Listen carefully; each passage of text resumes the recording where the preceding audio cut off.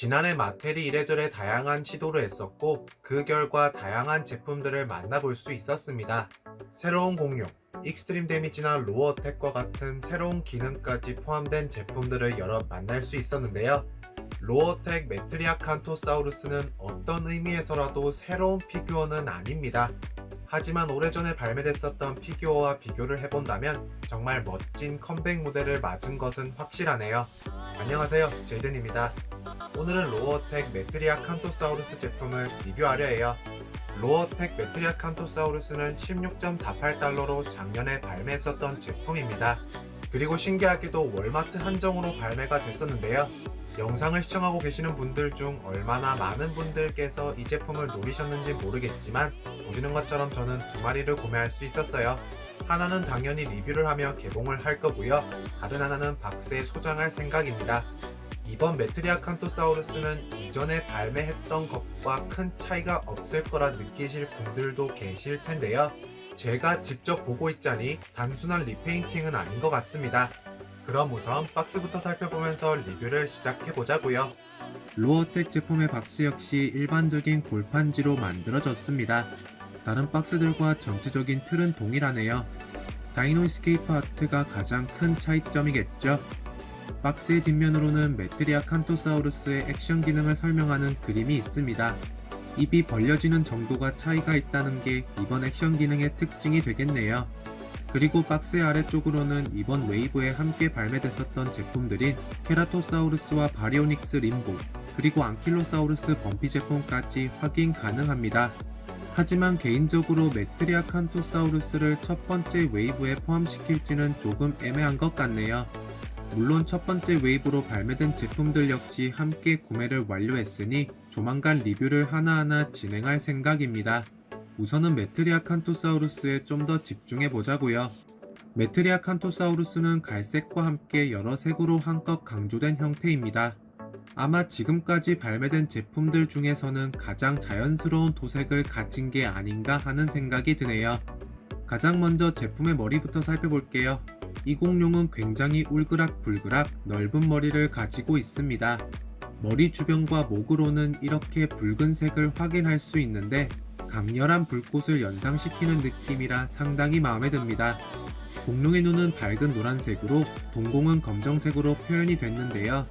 눈 자체에 이렇게 유광 표현으로 마무리가 됐다는 점이 뭔가 특별한 것 같습니다. 이렇게 신경 써준 건 고맙지만 개인적으로는 불호인 것 같네요. 공룡의 아래턱은 연한 탄색으로 도색이 됐습니다. 사실 이전에 발매된 제품과 비교해 턱 자체에 관절이 있다는 점이 가장 눈에 띄는 점이긴 할 겁니다. 이전 버전들은 입을 쩍 벌리고 있는 반면 이번 제품은 입을 앙 다물고 있죠. 로어 어택 액션 기능과 연결이 돼 있는 덕분에 이렇게 표현된 게 아닌가 싶습니다. 사실 그 덕에 입을 얼마나 벌린 상태로 전시할지 결정할 수 있으니 참 좋은 것 같네요. 말이 나온 김에 가장 처음 발매됐었던 메트리아 칸토사우루스 제품을 가져와 보겠습니다. 한눈에 보시기에도 이번에 발매된 제품이 좀 더 자연스러운 색으로 표현된 것 같진 않나요? 그리고 턱을 좀 더 자세히 관찰해 보신다면 차이점을 발견하실 수 있을 겁니다. 이번에 발매된 버전이 좀 더 두껍게 표현된 것을 확인하실 수 있는데요. 이 두껍게 표현된 턱들이 관절까지 가지고 있으니 새로운 버전은 확실한 업그레이드 버전이라고 말할 수 있을 것 같습니다. 계속해서 공룡의 목에는 자연스러운 주름 표현과 피부 접힘, 그리고 비늘 표현으로 마무리가 됐네요. 사실 이런 수준급 디테일 표현은 몸 전체에 걸쳐 표현되어 있습니다.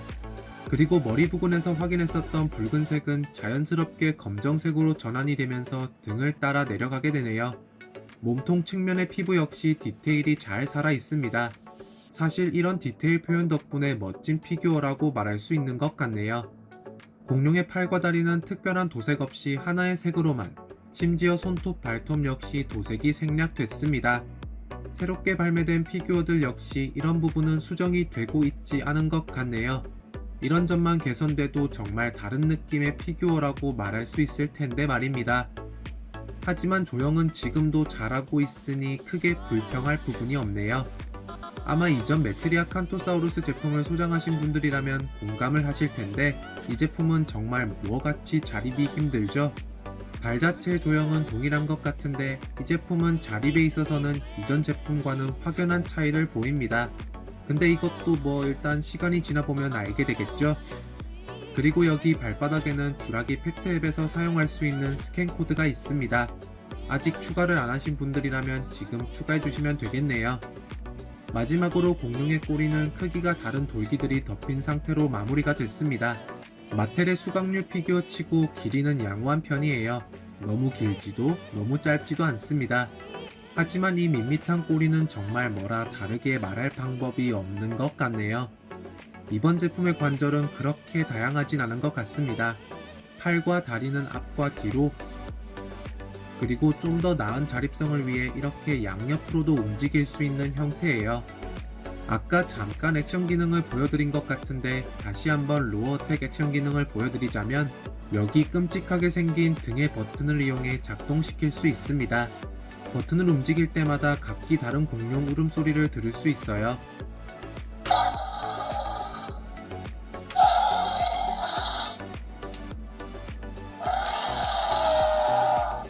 솔직히 말씀드리자면 제품의 조형과 도색 작업, 두 마리의 토끼를 한꺼번에 잡는 건 흔치 않은 일인 것 같습니다.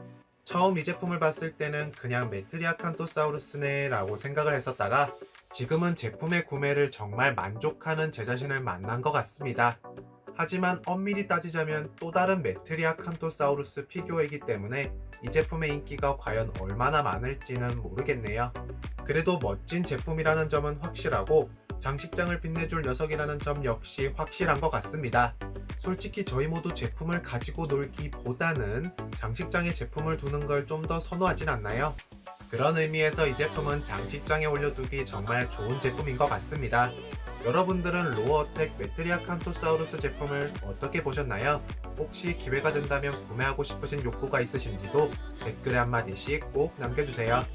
오늘도 함께 해주신 분들께 정말 큰 감사를 드리고요. 그럼 저는 다음 영상에서 뵙도록 하겠습니다.